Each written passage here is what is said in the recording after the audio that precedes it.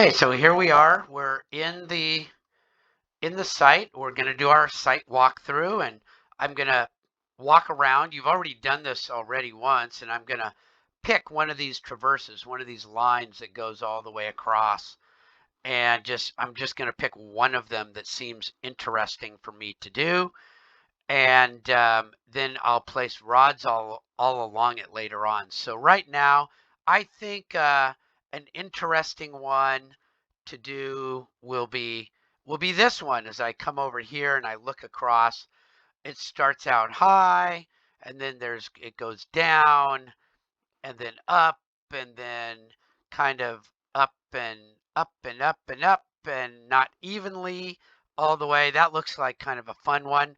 And we're going to place rods all along this, whichever one you choose, to measure the XYZ coordinates of them. And this will be like as if we had done GPS. So there we go. Now I happen to be using to record this, I'm using my Windows game recorder, which is the window button plus G. You may wish to use that. You can use PowerPoint. You can use Camtasia.